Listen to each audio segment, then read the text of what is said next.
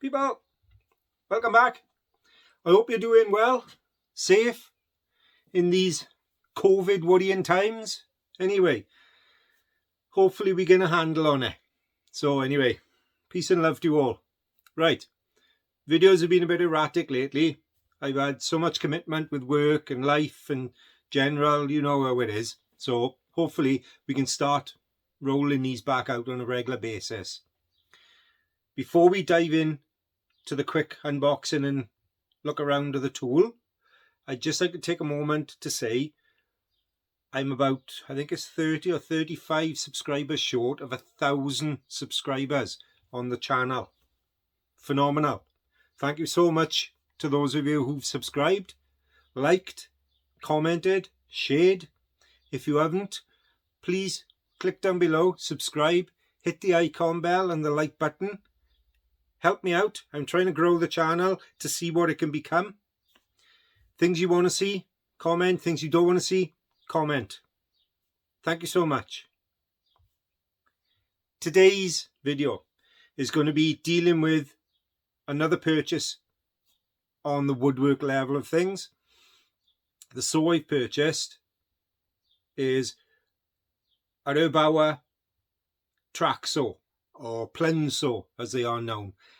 These saws have been out a number of years now. When they first came out, I was really interested. Ideal of cutting straight line cuts, worktop cuts, sink cutouts. But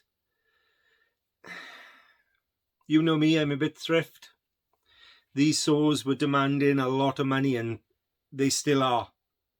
The big names, I'm not going to go into my fell and all them, I'm not going to name drop, but the bigger names are still asking a pretty penny for these saws, which, yeah, if I was back in my joinery days, where I was doing this day in, day out, I suppose I could justify it. But for somebody now that does it not as regular, I'm still woodworking, but not as regular, I couldn't really justify the outlay of £300, £400, £500, £600, £700.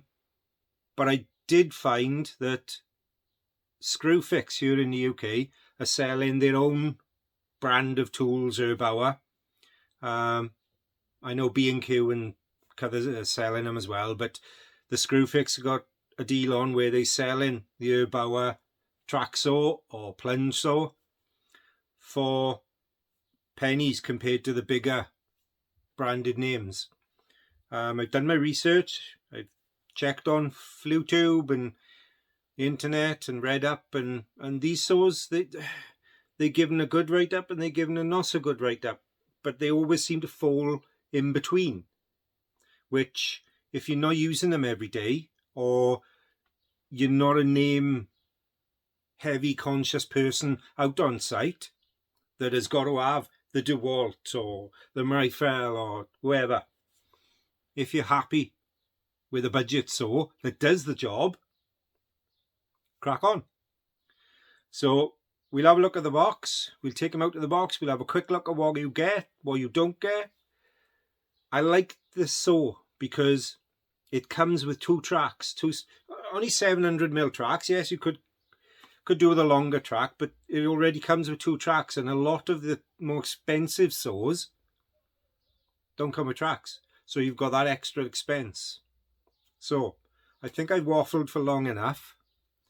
I'll spin it round, we'll have a look at the box, have a quick chat and see what we think. Welcome back, people. Stay tuned. Oakley dokley, let's get into it.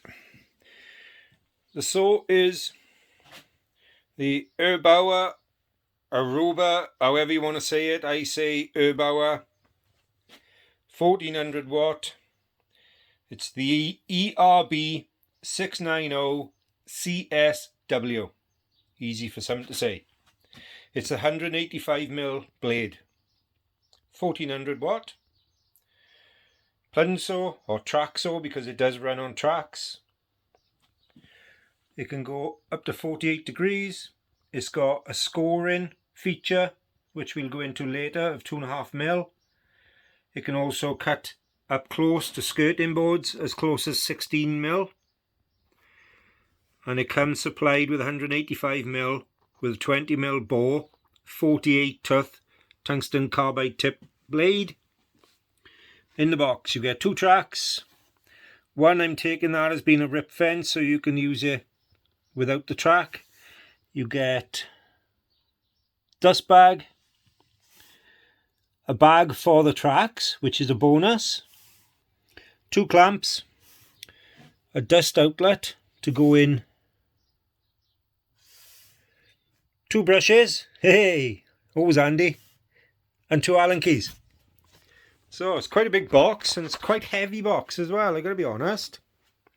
So let's have a spin round on him. Oh, look at that, my pole Daniels. So like I said, it's got a 0 to 48 degree bevel, 2.5mm score cut, which means you only cut the very top edge of your workpiece to stop any splintering out before you do your final depth cut. This particular saw is a 240 volt, and it'll cut 67mm full depth at 90, or 62mm at 90. That's showing steel, but this saw isn't going to cut steel, I know that. Oh, that's on the track, sorry. So full depth cut without the track is 67 at 90, 47mm at 45, and on the track it'll cut 62mm and 44, which again is pretty good. If you've got a 50mm worktop, then that's going to be no problem. So we just got a few pictures on the boxes. Right, so I'll chuck you on a tripod and we'll have a look. I have opened it just to split the tape. My receipt, which you don't want to see. If you want to know the price, you can go online and check it out online at screwfix.co.uk, I think. So I'll put it on the tripod and we'll have a look. Okie dokie, we got the obligatory instructions with 2 brushes. Now I don't know if that's a good thing because they've supplied brushes with the machine, or a bad thing because they're expecting it to burn through brushes quick, but we'll see. You've got your dust bag, which is quite quite well made, quite big. There you are, sorry. And then obviously that's your extract, that's your reducer to go onto a normal vacuum hose pipe, and then on there if it doesn't fit. We've got, what's in the box, Doc? That, now to me, I'm thinking, I haven't read the booklet yet, but to me that's going to be some form of rip fence where you can put that onto the saw and use that way as a rip fence. We have so the box. The saw's quite heavy, and obviously straight away there's an Allen key on the back of the saw. Are you getting this? Am I in focus? Yep. So if we're taking out the bag, there he is. It's quite weighty, quite meaty. Obviously he's locked at the moment, but yeah, that's your dust port. That's your inspection hole and to use to change a blade. So that's the main saw. What else we got? The obligatory cardboard. So we got to recycle. We got, ooh, surprise, surprise, what's in the box?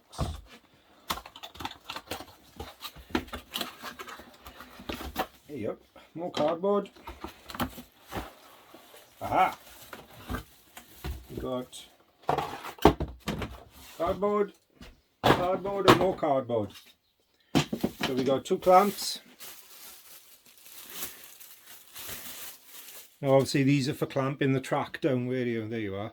So obviously you've got, pump them up, and you know dull people, push a button to open the clamp up and down, and then clamp him. Obviously that's going to slide into the end of the track, so you can clamp him onto your workpiece. But we'll have a look at that when we get to it. So you've got 2 of those. Now I didn't cut this end, you silly boy Pike. Silly boy Pike. There we are. So obviously all that's left now is the track with more cardboard. Even more cardboard. And then empty box. And there's the track. Can you see that? Yes, take it forward a little bit, Doc. There. So you've got a track which is, to be honest, it's quite a nice padded bag. Brand name, brand name. Spin around, and again, nice meaty zip. Don't know how long it'll last, but we'll see.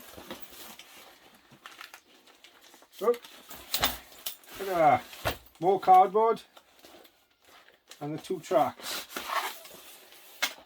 We got cardboard, cardboard, maybe 2 tracks, and it comes with 2 long joining strips. Am I getting that in?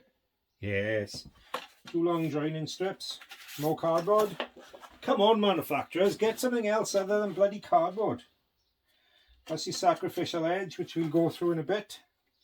So these tracks then can be connected together to give you a total length of 1400, which obviously a 4-foot sheet is 1220. So that's enough to do the width of an 8x4 sheet.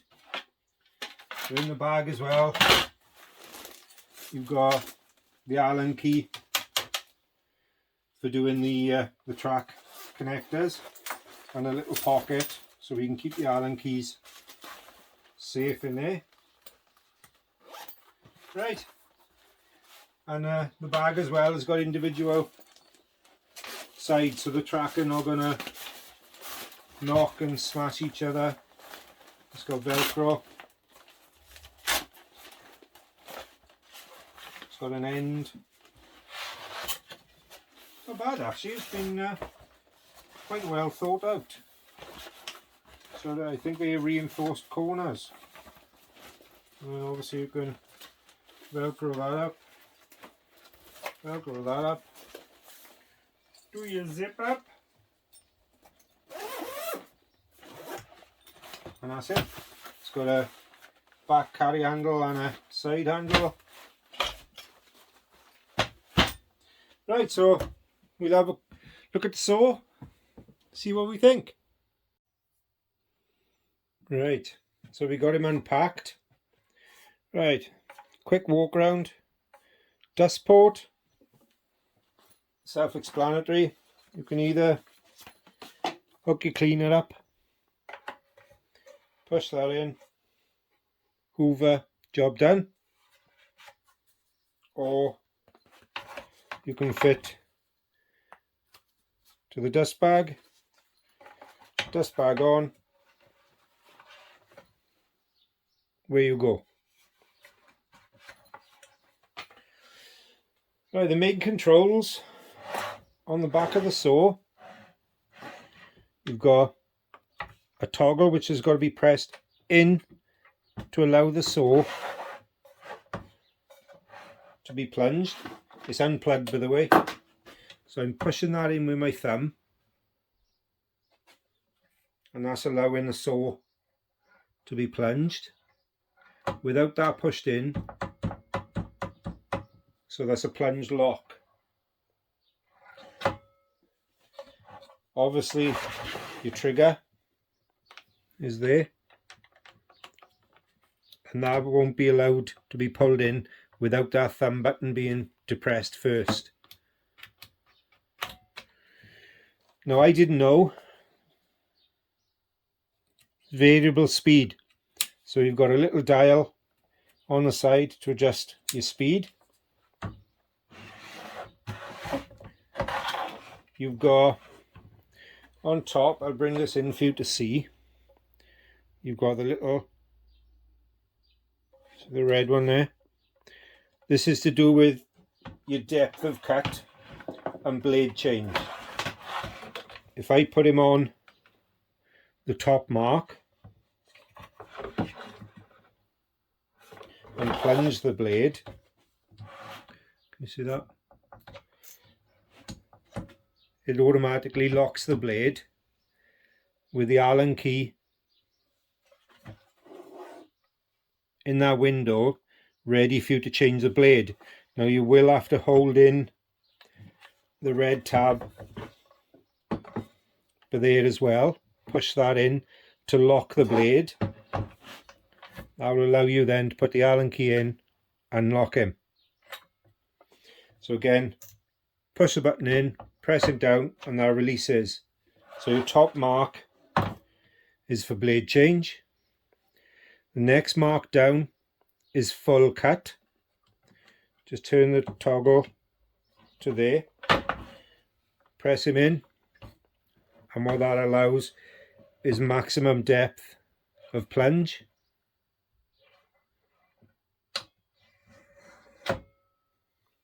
And then the third mark is what I said to you earlier about a scribe cut. What that means is, if I grab a pen, do a quick little drawing for you on some of the supplied card. Right, so if we're doing, if that's our workpiece, and we want to cut this all the way, but we don't want this top to chip up. Say we're cutting worktop and we don't want to have any big chunks taken out. If we set it to the third setting first, when we plunge our saw, it only goes down as maximum as it'll go, and I think it's 2.5 mil. So what that means is your first cut, instead of going full depth, would only be 2.5 mil through the work. You'd bring the saw back to the start, flick that switch up to the middle mark, the full depth cut, and then when you go back through your cut, that will give you full depth. So that's the 3 marks on the front. Now obviously you've got a toggle on the front and a toggle on the back. Loosen them both off, and that will allow the saw to bevel. Now it says you can bevel as far over as 48 degrees. So you can do an undercut 45.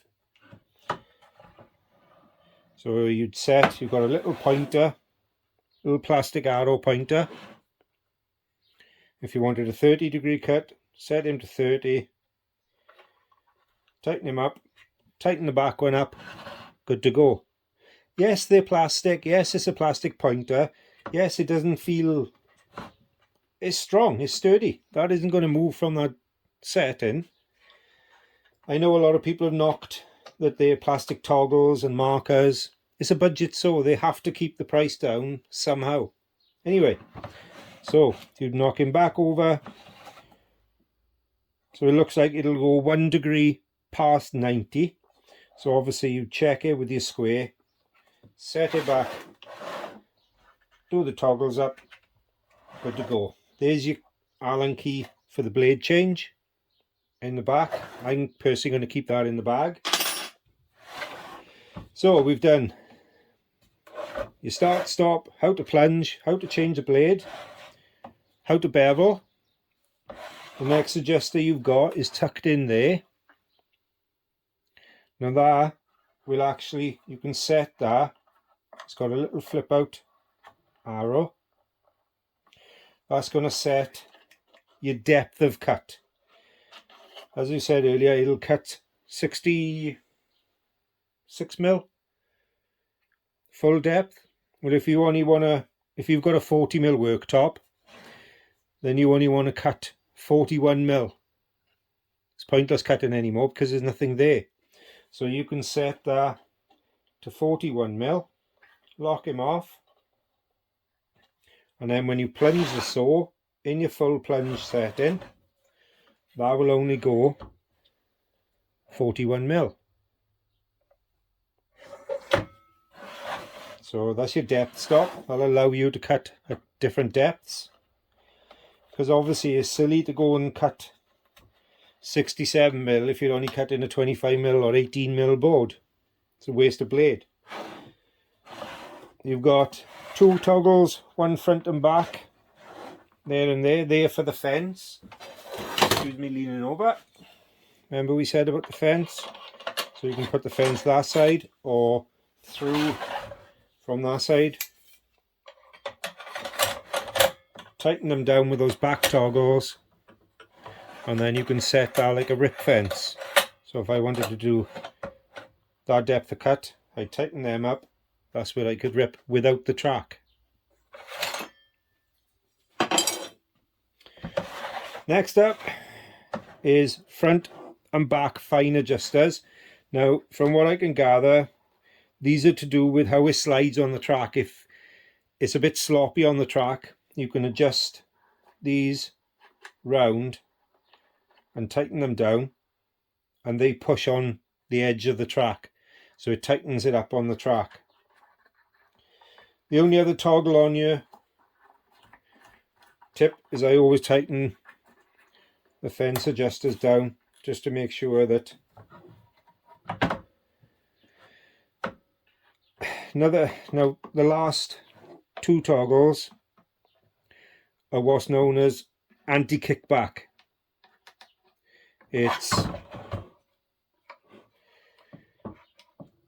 This is supposed to lock onto the track.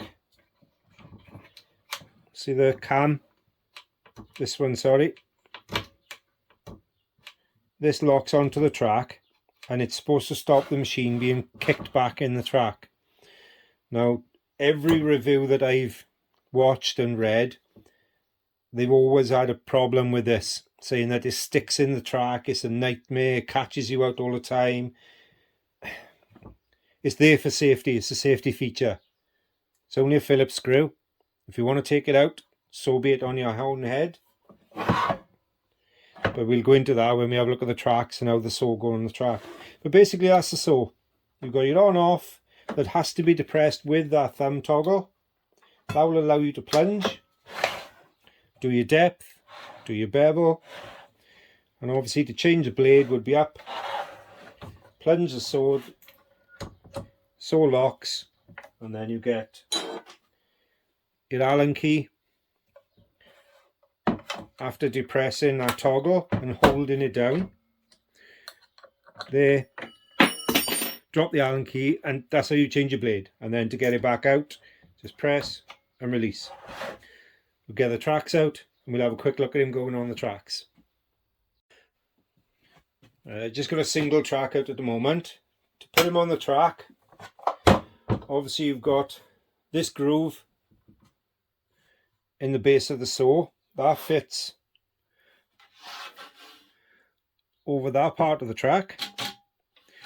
This, like I said, is a sacrificial edge. You won't cut it all off, but when you do your first cut of all, after buying the saw, you will trim a slither of that off, because that's what the blade runs up against. But to put him on the track, put the saw down on the track, in that groove, and then you've got to remember the back of the saw. You have to turn that cam to where it says, don't know if you can get in there and see, but it says 0 and 1. You have to flick that to 0 to start with. You see that? So it's basically put that slot on. Oh no, get the arm out of the way. Put that slot on, bring the saw up till you're almost at that, and then twist your anti-click back knob clockwise, push him onto the track a little bit and release. Now that is set on the track, so it'll move forward, but it won't push back on the track until you turn, sorry, that knob back to 0. That's the anti-kickback feature. So if you are starting your cut and the saw jams, it'll stop the saw from kicking back. Now, a lot of people have said they hate it. A lot of people have said it's a good safety feature. So that's up to your discretion. Personally, I'm going to use it and see how it goes. If you hold that toggle back, it's fine. Obviously, you can go forward, but without that toggle being turned, that saw isn't going to go nowhere backwards. So when you've finished your cut, you come up, you finished your cut, it's toggle back, and then the saw will slide back. Now, to me, that doesn't seem like a big thing. Obviously, if you've got the track clamped down using the clamps, you've still got both hands free. So once you've finished your cut, you can still pull the saw back and turn the knob. So, I don't know. Time will tell with that. But obviously the saw then is locked in to that track whilst that knob is in the anti-kickback. Nice feature, sorry to be in the way, that I think they've done as well is with the clamps. Like I said to you, to get that clamp open, push a button, slide him through. It's a nice feature, I think, that they've allowed the clamps will slide in the end, and then that can be used. Can you see? Just about. If I go by here, better. So you'd adjust that clamp up, and then obviously I'm on a canter here because of where I am, but you clamp the end of that track so it is solid. The saw would go on, do your anti-kickback, remember, and away you go. You can't come back till you turn that. So yeah, I'm so far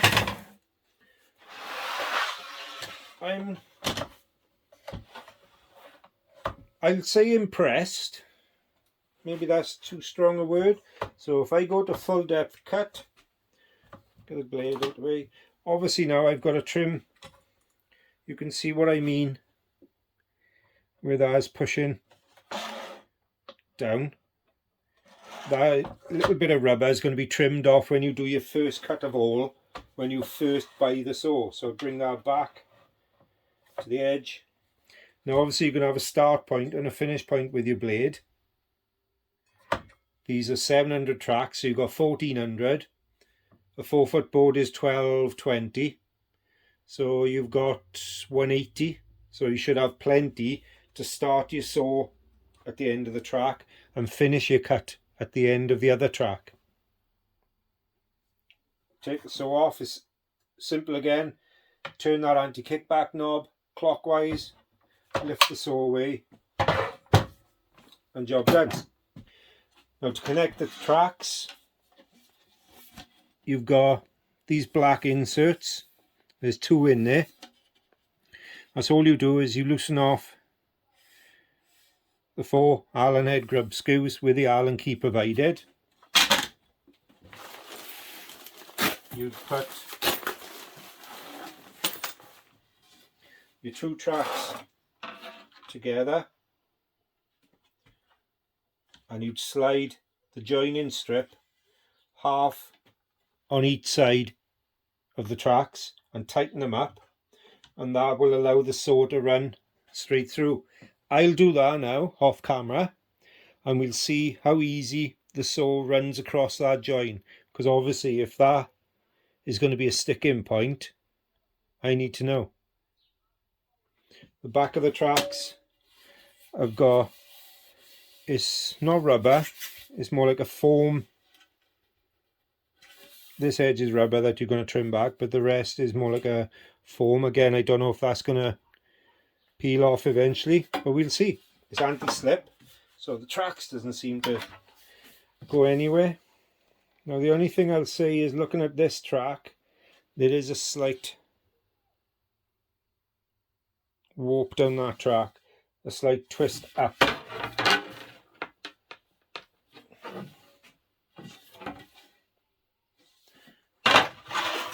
This one, and it is ever such a slight, hardly anything on the back side of that one. So I'm thinking maybe those two joining strips are pulling up on it slightly. But anyway, I'll join the strip and we'll have a look at the saw running through, and then we'll have a wrap up. Right, I've connected the track together with one of the joining strips. I've put my 6 foot level along the front edge, and I've checked, and they are dead straight to each other, so you know there's no deviation from year to year. So we'll push the saw along the track, take him back, and see if this join causes any problems. Again, I've fed it on and I've turned the anti-kickback to drop it onto the track. So we'll push him through the track, straight through. Again, I can't pull back until I turn that anti-kickback knob clockwise, but then again, and I'm not putting any forward pressure, I'm just pushing like I normally would if I was doing a cut. No problem. Like I say, that kickback toggle, I can see it being a pain if you're doing 500 cuts one after the other and you have to keep toggling back. But for a new user, you're getting shot. For a new user, for somebody who hasn't used plunge saw, track saw before, then yeah, I think it could be a good idea to use that anti-kickback to start with, till you're comfortable with the use of these saws. Now, like I said, I haven't necessarily used these saws before. I have used them on site, other people's, but I haven't owned one myself, so we'll see. But like I said, that join is not causing me any problem. It's very, very slight. If you had this clamped both ends, you'd have no problem running right through it, because I'm doing it left-handed as well here, and I'm right-handed. I got no problem. There's no snag on this join. It runs right to the end, so that would be your 4 foot cut. So time will tell. I'm not going to, yeah, we can run him in fact for you to see and hear him running. I'm not going to plunge cut. I'll just run the motor just on a sound level. Like I said, you can't activate that switch until you depress that thumb stop, but I'm not going to plunge him because I don't want to do any cutting here. So this is the noise of the ERBAUER saw running.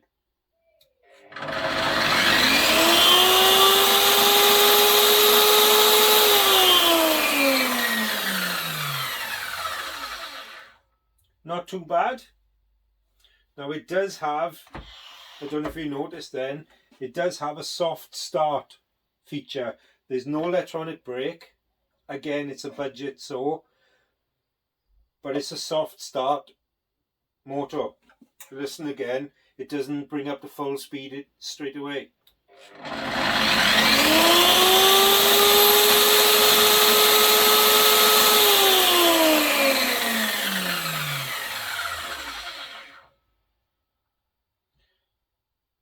Feels a little bit rough, but as with all saws, of this kind of price, you're not going to get a Porsche of a saw. Soft start, again, that's something you've got to take into consideration. You can't just start him up and wump through your work. You've got to start him up and leave him build up. It's only a second or two. And then you're good to go. So I'll definitely be making use of this. And then we'll do a later review once I've had a bit of time to niggle, see what it's like. So we'll spin the camera around, we'll have a little chop stew, and then we'll have a little wrap up. So there you are. That's the ERBAUER plunge saw. I've known them as track saws as well, so track saw, plunge saw, call it what you will. Unboxing, quick look round, look at the features. As I said, it's got a soft start motor. It's got a variable speed, which I didn't realise. It's not on the box. Doesn't state it's a variable speed on the box either. Track seems okay. And I know this particular saw will fit other tracks, more expensive tracks out there that you can get in 1400s, 2.6, I think it's 2.6, 2.5 maybe. So you could make purchase of longer tracks or a continuous 4-foot track if you wanted. We'll see how the saw goes. Like I said, it doesn't feel very refined running, but there again, for the money, with 2 tracks and a nice little bag and 2 brushes, 2 Allen keys and 2 clamps, you add up how much those extras alone, 2 clamps, 4-foot track, bag, brushes, you add up how much extra that would cost you for one of the bigger name brand track saws. Yes, I'm not going to compare the two. This is a DIY, cheapest chips, get you into the market of track saws, plunge saws. So I'll give it a beasting for the next few months. We will come back and do a second video, a follow-up video, a full review video, and see what I think. If it's crap, I'll tell you it's crap. If I think it's okay, I'll tell you it's okay. Just as I did with the ERBAUER SDS and Jigsaw. Those videos, numbers are flying up on there, so please go and check those out as well if you want. They're on the site below. Yeah, thanks for watching. First video back. Hope it wasn't too long or too boring. We'll see how it goes. If it blows up, you'll find out. Stay tuned. I hope to get these videos back out on a regular basis. Come on, 35 more people for 1,000. 1,000. Come on. Anyway, take care, people. We'll all be back to normality sometime soon. Stay safe. Peace out, people.